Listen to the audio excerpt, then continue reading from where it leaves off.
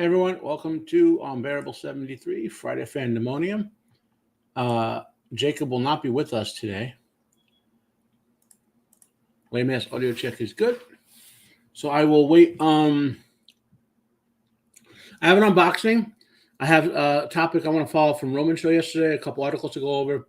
Probably won't be an ultra long show. Maybe we'll end up by 6 today. Give or take. Depends on the stuff we want to talk about, of course. I'm just prepping behind the scenes, of course. So how's everyone doing today? If anyone's out there listening.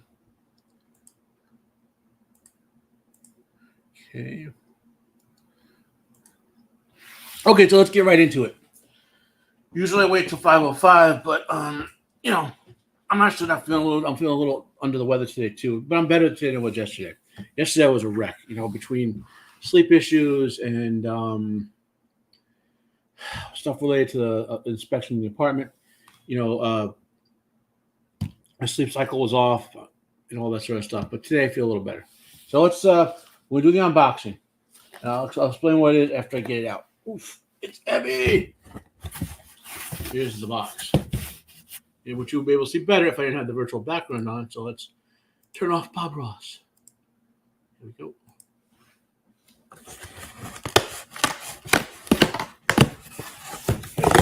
In the box. Wait for it. The suspense. The suspense is killing you, right? In the box of boxes. Another box.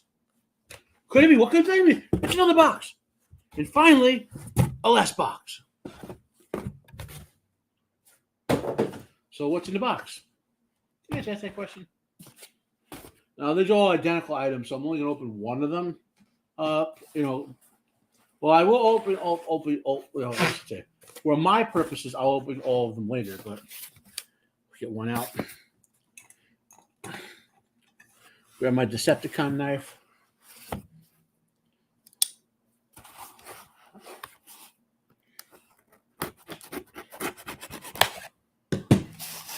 Now the label on here tells me it's going to give me a model number for. This is a hard drive. We can keep it simple. It's going to give me a sticker and information about the model number, the specification, and a UPC and a box. How many are in the box, right? And of course, we get this here. Now, this is an Amazon Renewed device. I'll explain why I chose a Renewed. So I'll show you the one that's in here. Well packaged for Amazon. Excellent air protection. This is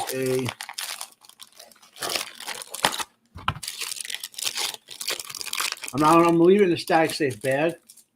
I think you can get it. It's a 16 terabyte Seagate Exos drive. So this is, and it's renewed. So if you look behind me, I'll put it back in the box for now, since I don't need it quite yet. I'll only do it if you start tomorrow, maybe later today. If you look behind me, right there, that's my Synology DS918 NAS. It's been working fine for almost 10 years now. And if it were to die, I would just get a new Synology NAS and put the drives in it, right?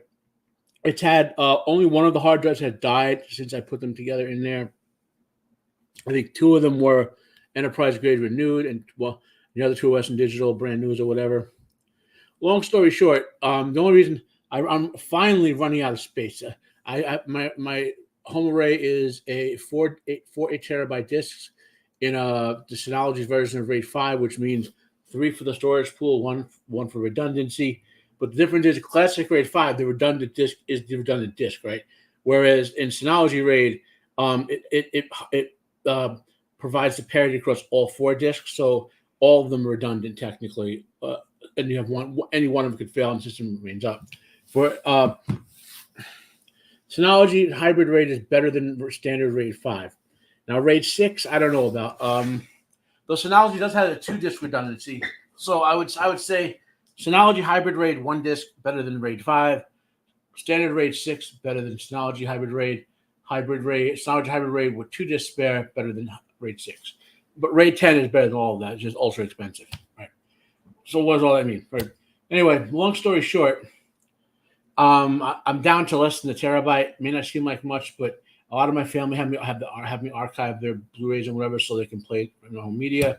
You know, and this when the pool gets down to like 800 gigabytes out of 20 terabytes, it just runs slower. It just so what this will do once I get them all in there, it will basically double my capacity to 40 terabytes of max, which obviously 19.5 will be occupied.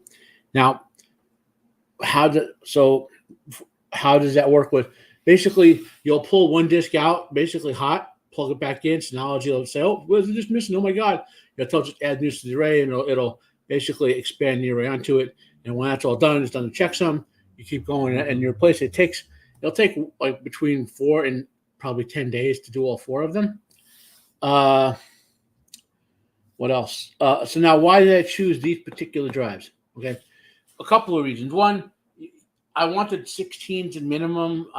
If I could have found 18s or 20s from for like 100, these were I think 175. If I could have found 18s for like 200ish, or no, not 18, 20s for 200ish, I would have went that way. But the 20 terabyte renewed were like 200 something. I went with the renewed because they're enterprise drives. And generally speaking, a renewed, which means recertified enterprise drive, is going to last longer than a consumer, than any regular non-enterprise drive I'm going to put in there, right?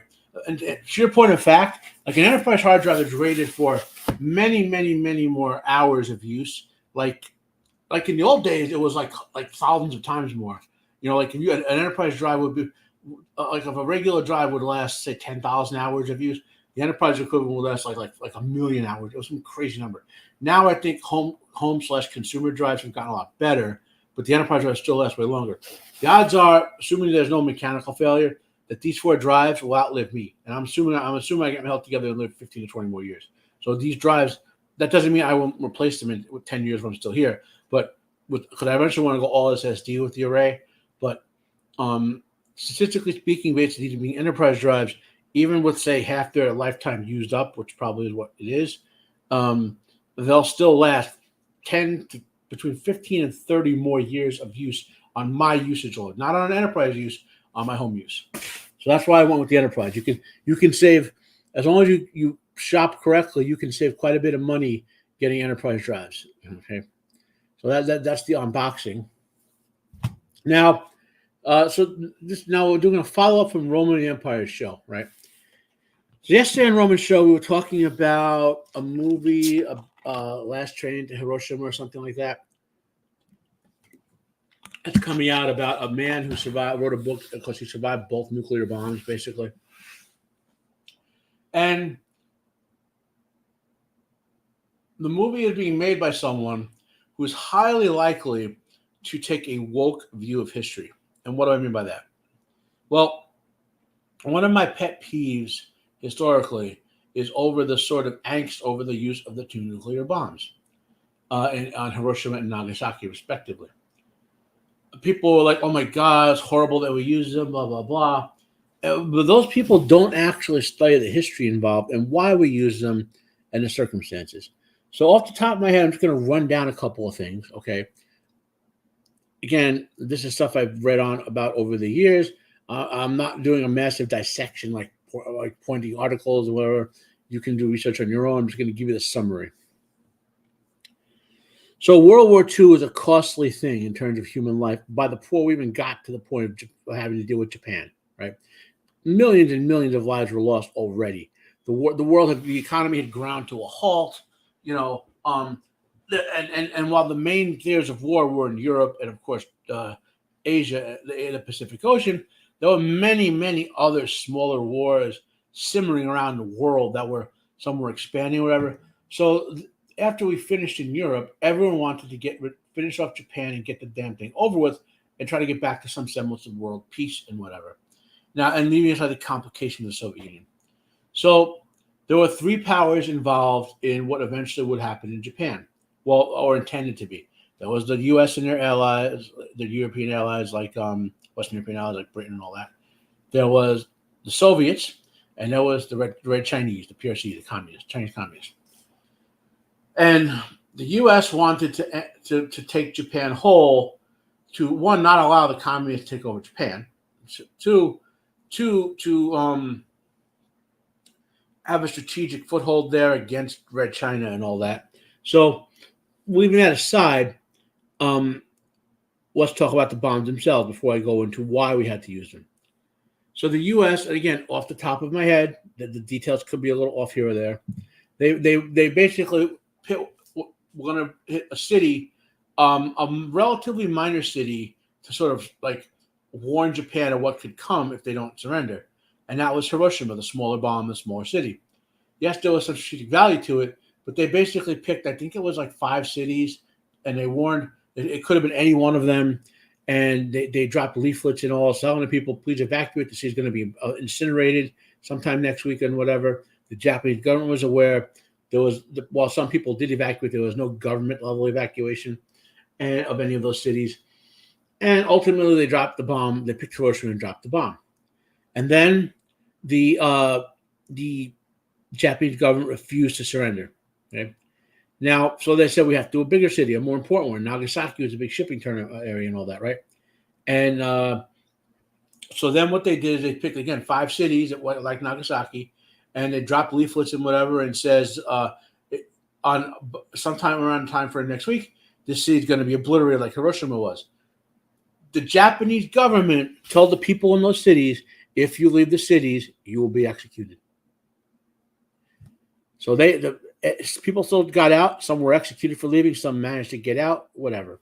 They dropped the bomb.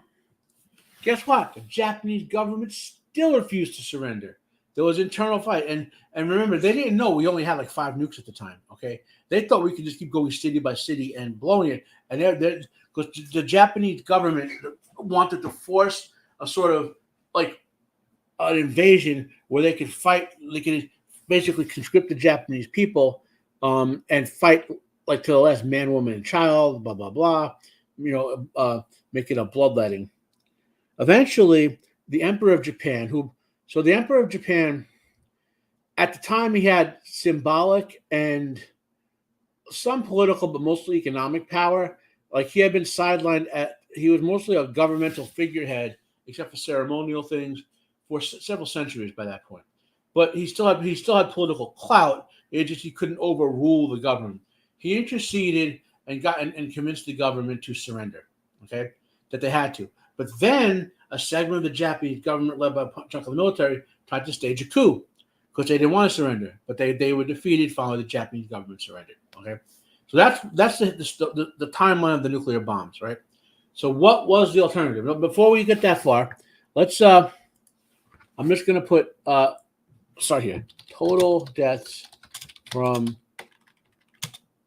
Hiroshima and Nagasaki. Okay, and let's present screen. So just a little Google fool from Google's AI tells me that 140,000 people in Hiroshima and 74,000 people in Nagasaki died, and then others died from side effects years later. But right, so let's grossly overestimate and say 500,000 people died over the course of the next 30 years in total. Right? Let's just go with that. Okay. What if we did not use the nuclear bombs? What was the alternative? Well, remember I said there were 3 planned invasions of Japan. The one we know the most about, which you can look up, is called Operation Downfall.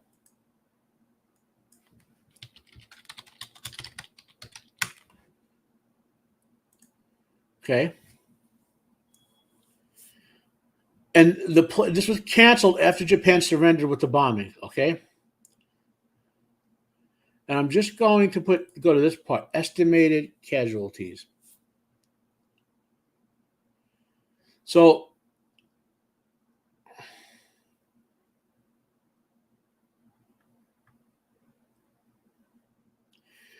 this is the estimated casualties for the armed forces of the United States and the allies that went in, right? And I'm just going to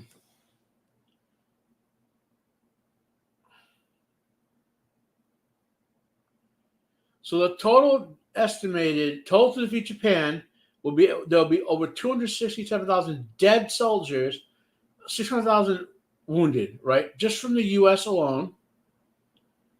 And then there's the Japanese expected casualties, right? Look at these insane numbers. Killed 46,000, total 220,000 casualties. His Major Willoughby's estimate 200,000 casualties. Shikoku. These are just the cities, the battlefields. 430,000 estimated. These are just insane numbers. That people they expected all these Allied prisoners to be executed that were in Japan and so forth. Here's the Japanese casualties. Estimate for Japanese civilians. Southern Kyushu, refugees and deaths 1.1 million. Remaining behind U.S. line 2.0. Kyoto Plain, refugees and deaths 5.1 million. So just those two areas, right? And that was so had Operation Downfall occurred, right? Meaning just the U.S. part alone, potentially 6 million Japanese people and almost 500,000 U.S. and Allied forces would have died, versus less than my gross overestimate from the two bombs of 500,000 people dying over the course of 30 or 40 years. Okay? Now, but that's not the worst of it, okay? You see, because also the Soviets were planning an invasion of Japan. And the Soviet style of invasion was going to be invade, then take everyone, then do the standard communist thing where you purge/send to the gulag all those who to be re-educated, and that would have been millions of Japanese dead minimum, right? But that wasn't the worst. Okay, so understand the third one, the one that probably would have cost probably would have been 10 million or more Japanese deaths easy. Japan and China have been at war on and off for hundreds and hundreds of years. I think they go back over 1,000 years in some cases, right? And the Japanese and the Chinese, by that point, had gotten pretty brutal with each other in war. Okay, you can look up things like the Rape of Nanking. Iris Chang, wrote the book on that. The Bataan Death March, which would affect U.S. Prisoners and British prisoners. But they were brutal, okay, the Japanese. And the Chinese plan for their invasion of Japan was to land and begin killing every last man, woman, and child in Japan they could find. They were planning for, a genocide to conquer Japan. So, though that was, there would have been 10 to 20 million dead minimum if we had not used those nuclear bombs. Okay? And then leaving aside the long-term effect of others knowing we have the bomb willing to use them, like the Soviets who were convinced we had hundreds of them. The Soviets didn't know we didn't have hundreds of bombs until the traders, the communist traders in the U.S. gave them the U.S. bomb plans. Then that's how the Soviets got the bomb, by the way. Right? Whole other discussion, right? But so that potentially stopped the Soviets from attacking us in Eastern Europe because they were expanding that way. So, but just Japan alone. Anyone who tells you that we shouldn't drop the bombs, tell them, well, then you ask them, well, did you want 10 to 20 million dead people? Because that's what the alternative was. It was so bad, the U.S. plan, that they were still using Purple Hearts until at least through Vietnam and later.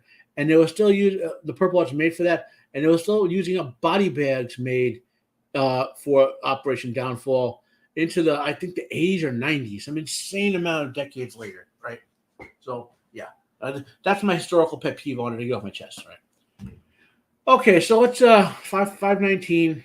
So Jacob's not on today. We're not going to do a filmography, and we'll skip the last little golden book. I have to post the other two. This show might be pretty short. I really feel a little under the weather, and the last 2 weeks I felt good. This week, just my they're selling my building, so they have to do a whole bunch of inspections and recertifications. And these guys have been coming early, for me at least. And I've had to wreck my sleep cycle to deal with them. And when your sleep cycle's off, you just kind of take days and days to get back to it. I mean, there's one more day they got to come on Monday, but I should be okay for that one. But anyway, so let's just do some articles and stuff. So here's an article about Rings of Prime, or Rings of Crime, I've even become to think of it. So Amazon, the Rings of Power, this is an article like me that's critical of the show. So rather than my criticism, let's just talk about theirs. So Amazon, The Rings of Power wrecks a lot of J.R.R. Tolkien's work, but when it comes to the titular rings themselves, the writers really outdid themselves. It's one thing to botch the various relationships, fantastic creatures, even the basic background of Tolkien creation. When it comes to the forging of the Great Ring, it's clear none of Adam's writers had any idea how people would work they had to actually apply their trade. Okay, wait. So this article has some positives and negatives, but writing what you don't know. I say all the time, but you write what you know. If you don't know it, you can't study it. But Amazon taking a bold position and proudly leading of how the skilled trades actually work. Now, mind you, this article is there's a degree of truth to this, and I'll leave you to read the whole thing, okay? But when the Noldor are would say that they forge things and whatever, the Noldor are craftsmen who craft everything from shields and swords to fine jewelry to all sorts of stuff. And so when the Noldor forge stuff and use their techniques, they forge fine work like the rings or awesome stuff like swords and shields. So bear that in mind. That's part of what they're going with this article. Now, so here, even setting aside the lore and the ring rhyme, there has to be a natural progression in the way that the rings of power are created. Celebrimbor had to start small, learn the basic elements of enchantment before he could attempt the rings capable of throwing them for more time. That's a little off. Celebrimbor was a master craftsman before Sauron came along, and there was knowledge to craft rings of power, but nothing like what the rings that he crafted later. So Anatar, who is Sauron in disguise, comes and teaches them many advanced techniques that even Noldor didn't know, which as a Maiar and a craftsman Maiar he would know. And he teaches them ring lore that such they can make these super powered rings, basically, right? And so here, after they mastered necessary skills taught by Anatar, the elves created the nine rings for men. These do not need particular power because human wants are so simple, lifelong power. Well, see, this is off. Okay, they're correct in concept, but often thing. So the 7 and the 9.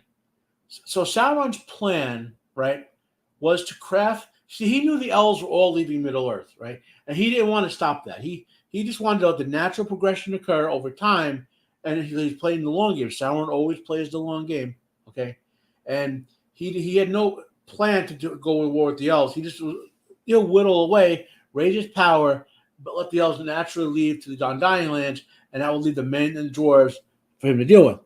So he decided to use the craftsmanship of the elves, because if Sauron had forged these rings directly and gave it to the men and humans, the elves would have said, these are sus, right? But if the elves gave it to them, was his plan, they would be less sus. Especially since the Noldor elves had befriended the dwarves, okay? Now, so the plan was to craft the 9 and the 7 to get them to leaders of men, the leaders of men, and Sauron did not really know about Numenor at the time. So we're talking about nine kings of men on the mainland, and the 7 to the 7 dwarf kings. So there are 7 families of the dwarves, each out by a kingship, right? And then Sauron would forge the 1, and then very subtly use what the One Ring does is gives him a backdoor into the minds of those who have the other rings, so he could subtly manipulate them without them knowing about it. And therefore, over time, he would subvert them to his cause, right? He didn't know about the 3 until he put the 1 on and sensed the 3 that the elves were wearing, and the elves removed them before Sauron could engage them in a contest of will and possibly subvert their will. And that enraged Sauron into the war of Sauron and the elves and the history that we know about it, right? So that's what happened, and the plan was. What happened now? What this stupid show did is craft the 3, have Sauron involved with the 3, and craft them first, which makes no sense from the way the story goes. And well, this article, goes into that. It's a pretty good article, and if you want to check it out, the main gist here is these writers either they didn't have the rights to the other stuff because of the way the deal was, right? Fine, but if you're going to make something up to fill that gap, you have to make it consistent story-wise, what Tolkien wrote so that the world remained consistent, and their world does not remain consistent. The rings have nothing to do with the Silmarils, other than the fact that the three rings were made in sort of homage to the final resting place, but they're not linked in any way to the power of the Silmarils. So that's kind of what this article is over about. So my next article that I want to check out, the bizarre Toby horror sci-fi film form Life Force is finally getting the attention that was decades ago. So Life Force is one of the forgotten gems of the 1980s, especially if you were a young man, and there was some glorious female beauty in the movie, to put it bluntly. And but it's a film about a sci-fi take on the Legend of Vampires, to keep it simple, right? And there's a sort of like director's cut remastered version, which is even better. And there's a lot of great 80s sci-fi, but Life Force from 1985 is something people should go back and watch, because it just got lost in the middle.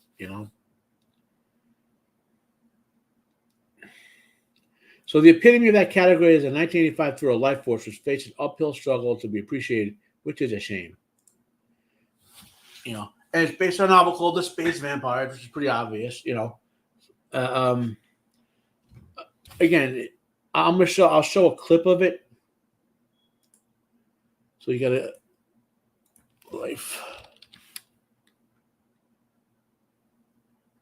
Oh, come on. JKL. So I have the director's cut. So let's prep that. Okay. Let's stop screen. Let's present. Share screen, window. Okay, so let's just, obviously I can't play too much or I'll get copyright struck. So this is kind of this is the director's remaster. Look at the beautiful rework. You can see like the dead vampires and whatever. You got this sort of macabre overlook, very well acted. And just flashing away through it. And we'll get to a little bit of the sort of, this is when the vampires are running rampant in London. And this is, we get a little bit of our NC in there. I can't show too much of it because of the beauty of the circumstances of female beauty, of course. So that's kind of what it looks like. I don't want to go crazy showing it, spoiling it, but it's worth checking out. It's like a lost sci-fi classic, right? So that's the good. Now the bad.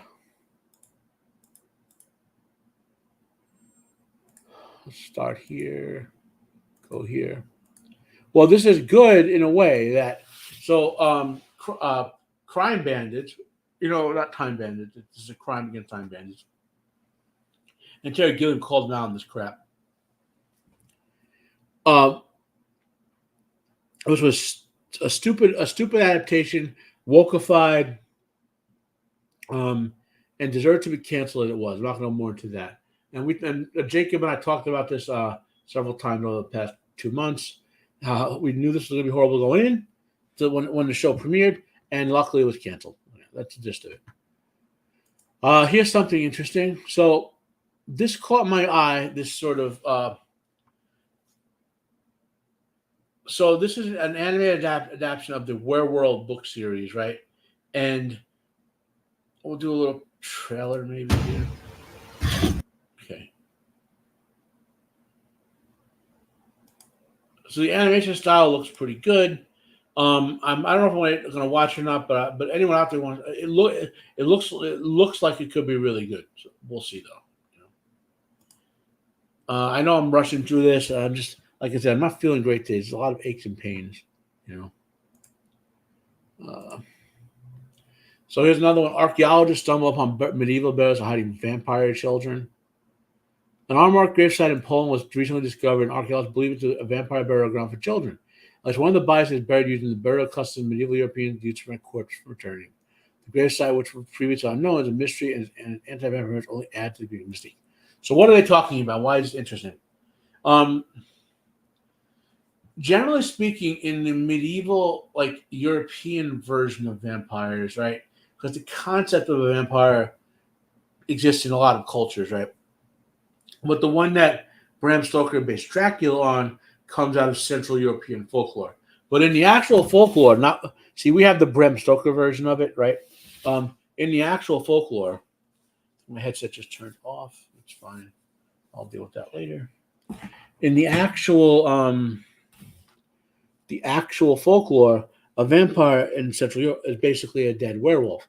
So if they thought the children were infested with some sort of lycanthropy type thing, like berserkers, for example, in Norse cultures, they didn't want the people to rise from the dead. They would put the stake in the sternum and behead them in the grave so the bodies could not come back to life. And that's what they're talking about here. Interesting concept. I just find it interesting. They find graves like this every so often, you know. And those are my prepped articles. It's 5:30.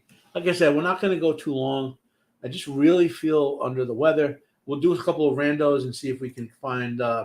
We'll try to do 3 to 5 random articles to talk about. Obviously, without Jacob here, well, the show is going to run a little short. Let's go to Dark Horizons.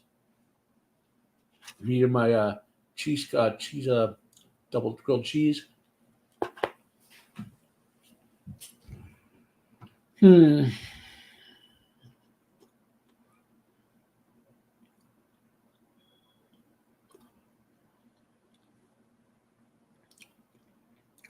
Oh God. This is Zero, not Zorro.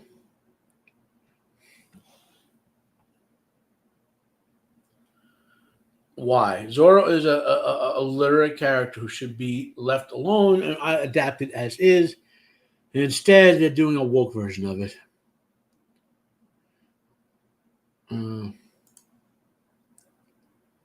Check out that in the comic. Oh.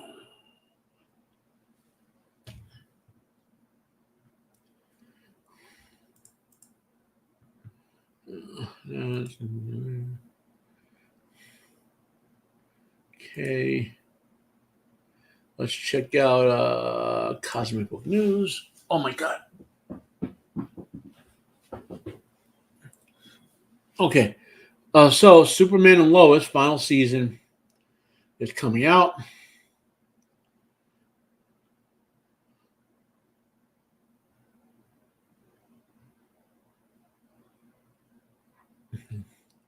So in the trailer, the CW has released a new trailer for the final season of Superman and Lois, which picks up from season 4, revealing that Tyler Hoechlin, Man of Steel, is indeed dead.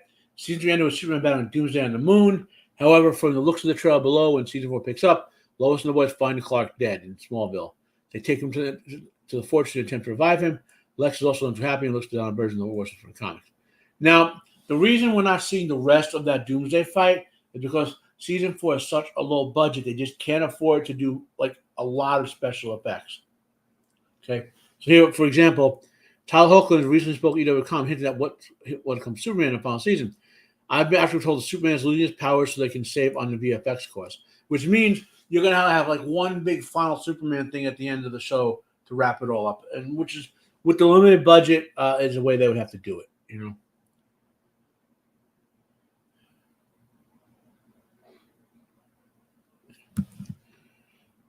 Okay, so here's Tyler Hoechlin. I would say there were parts of my day where I was less active than others, if that gives anything away. Hoechlin joked. I may have snoozed to a rehearsal or blocking at one point. I definitely saw part of the show, obviously. I was filmed for many months. Yeah, I don't know if I want to give away in zero capacity. Hoechlin added, there are flashbacks or all those other elements, so I feel like people can read between the lines and put it together. There's one flashback in particular with Dylan Walsh, who plays General Sam Lane, that I had an unbelievable time with. So the Superman Lois final season October 7th, which will premiere. And here's the final season trailer. Watch on X.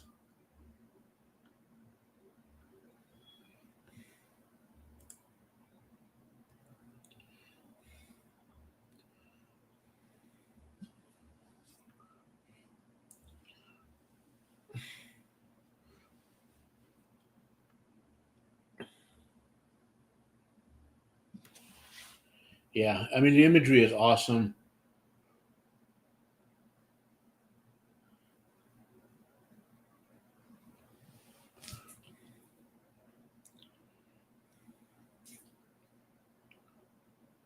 Lex in the war suit.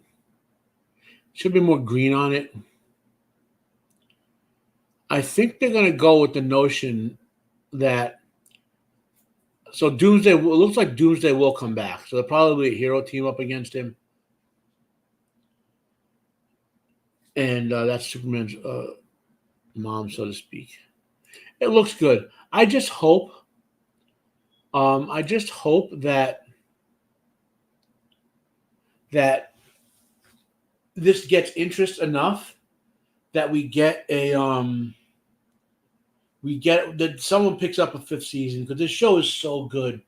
And I mean, like for example, Lois and Clark after the first two seasons kind of wound down, but so maybe it needed to be finished when it did, right? But this show had no right to be this good when it came on, and it's far and away the best CW superhero show, and it's the last one.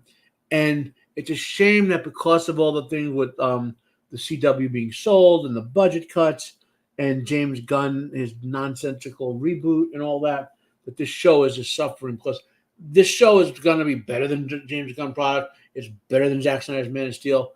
This show is the best Superman on screen since Christopher Reeve, right? If I had to rank them, I would say in terms of plot content, this is the best Superman ever. In terms of actors depicting Superman, number one is always Christopher Reeve. And I would say Tyler Hoechlin is tied with George Reeves for number two. Okay, Dean Cain's really good, but I think the product let him down in the third and fourth season. Anywho, so please check that out if you can. Now,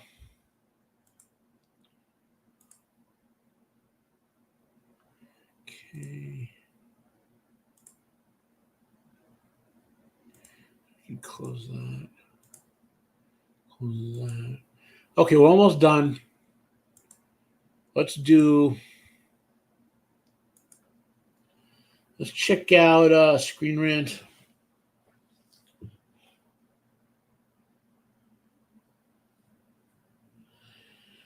Nothing. Nothing leaping out at me. Let's check out Deadline. Nothing leaping out at me. Let's check out Hollywood Reporter. Again, nothing leaping out at me.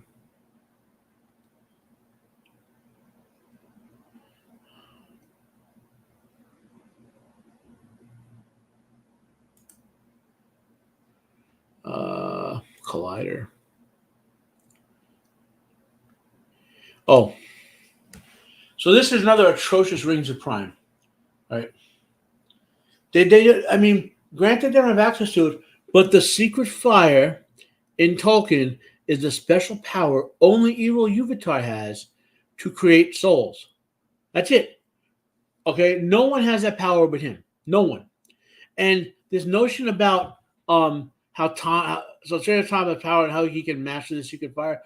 No one, because after all, because no one can use it besides Ero Yuvatar. This is insulting to Tolkien's work. This show, I was so burnt out after the fifth episode. Then I watched the sixth and felt like, that's part of why I didn't feel so good. I was tired and I was sit through Rings of Prime this week. Oh, God. Okay, one more article. If anyone else has a question, let's check for a music article. So Radio Times. Let's go to where is it? Metal Injection. Oh, Nightwish has a new song out today, which is pretty good. So you can all check that out.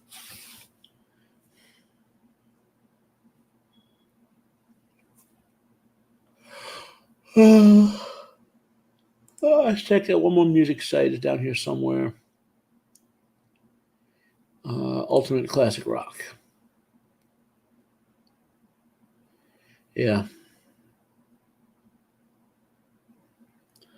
Okay, guys. I think that's it. I think I don't feel too great. I got made almost to 5:45. And Uriah Heep. All this. British rock legend Uriah Heep have announced their farewell tour. They're a pretty good band.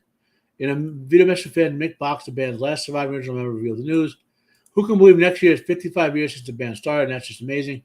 I know many of you have been with us since the beginning, and we thank you for that. It means the world to us. The rocker said in part, unfortunately, we have made the decision to wind down touring the whole world tour under the title of Magician's Farewell. In fact, the Magician's Farewell. Over the next 2 to 3 years, we intend to play as many places as possible and see you all for the one last time. On behalf of the band and myself, I want to thank you all for the continued support you've always given us. It means the world to us. It means so much to us. I just want to thank you for that. So, you guys, if you ever heard Uriah Heep, you should also check it out.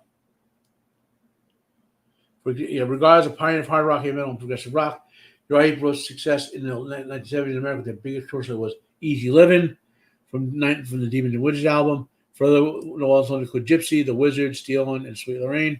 So, yeah, what an excellent band. Unless you know them, but you guys, I would recommend checking them out. Anyway, what do we got coming up? Okay. I will be on Wednesday at Overbooked with Joker Voice, going over pro wrestling on Wednesday at 10 p.m. on Legion Talk and Joker's channel. Next week on Roman of the Empire, we're reviewing Song of the Sea, one of my all-time favorite movies. The questions will drop our live watch of Rings of Prime this weekend, episode 6. Check that out. Next week, Friday Fandemonium. There are no wrestling events until AEW's Dream something or other. I forgot the name of it. And WWE's Bad Blood, where I think early October. So many wrestling previews or reviews until those come out. So that's kind of what I got going on.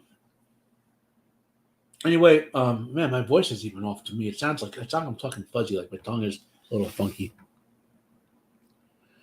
If anyone has any questions about the show, type them down below. If you have any tech questions, I can answer them next week about the situation with my NAS and the hard drive I'm installing. Anyway, that's it. Have a great weekend, guys. Hope you all feel better than I did. Jacob, hopefully back next week. Hopefully Jacob's doing okay. And that's the news, and Matt is out of here.